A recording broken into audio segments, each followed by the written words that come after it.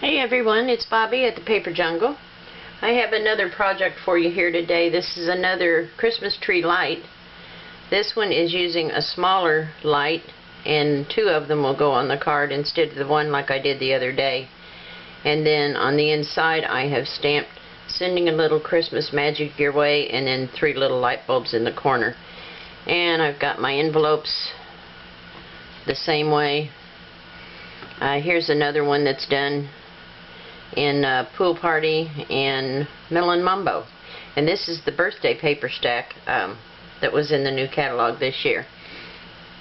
So on the front I have stamped Merriest Wishes. This one is embossed in the copper to match the little copper tops on the bulbs, and the Merriest Wishes came out of Christmas Magic stamp set.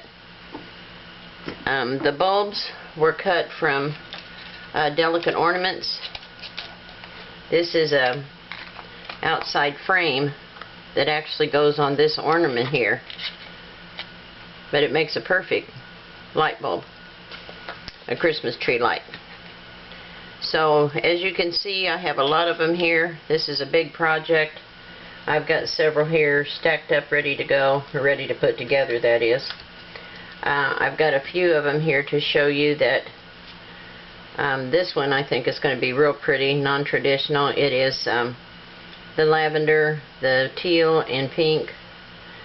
None of these bulbs are glued down though. I'm just in the process of starting them. Then I've got this one in Tip Top Taupe. This one also Tip Top Taupe, and this one in Cherry Cobbler. So when they're all put together, then they'll be real pretty. Here's another one that's in Flirty Flamingo. But I wanted to show you one of the bulbs before I've gone around the edges. See how flat the lavender looks, and how much more dimensional this one looks once you go around the edges and then put your highlight on. And I just did that with a white JellyRoll pen.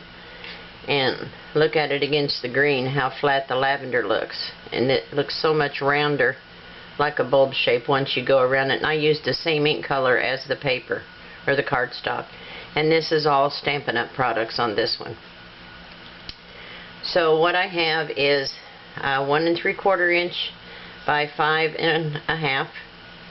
Or no, this is 1 1/2, and this one is 1 3/4. And they're both 5 1/2 long. The card is 4 1/4 by 11, scored in half, so it makes it 5 1/2. So all you have to do, it's very simple to put together, is just adhere your two pieces together and then put them down the front of the card. Now the first one I used a heavier baker's twine on. Here, this one has got the gold running through it, and it was pretty bulky, and I put it down with the glue dots, and I had a lot of trouble getting them to stay in position where I wanted them to be. So I'll show you what I did differently on the old olive one that's sitting there. And then just put this down the front of your card, and then decide where you want these two, how you want them angled. If you want them like this, whichever one you have on top, you're going to need one dimensional on the back of that. The first one goes down with snail. I might be running low on snail, but I'm not going to put it right at the top yet because I want, well, I want to attach the baker's twine to the top of it and leave a piece of it hanging off the edge to run off the edge of the card. And just wrap this around one time. Get that out of the way. And we'll angle it off this way. And then we'll attach that a little bit later. Now I'm going to put just a little bit of snail right here, just so I can make a loop.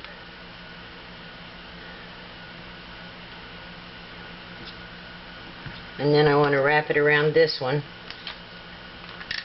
And we're going to have snail at the bottom and one dimensional at the top. Up here, because it's going to lay on top of the other one.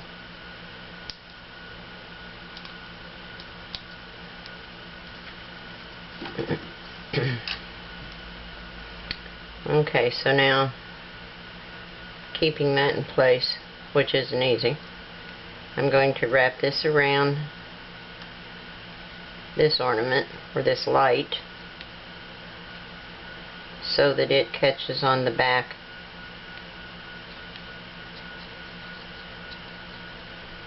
Like so. There. And then we'll put that one down. Let me put a little bit more snail up under here to hold this. Just a tad. No, I don't think it came off. It sounded like it did. There. Yeah, it's crooked. I don't want it to be crooked. I want it to be like that. There we go. Okay. Now we'll put a little bit right on the top of this ornament and curl it around here as well.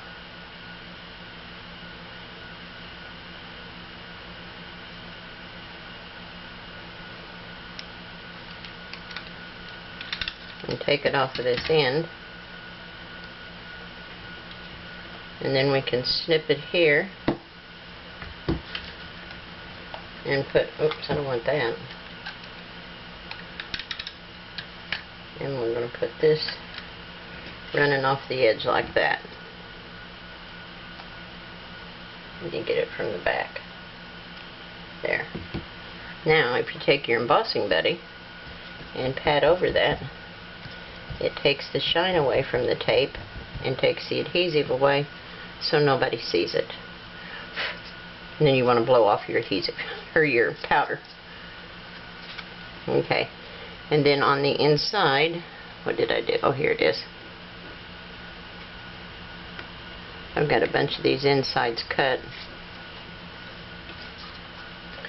And snail again.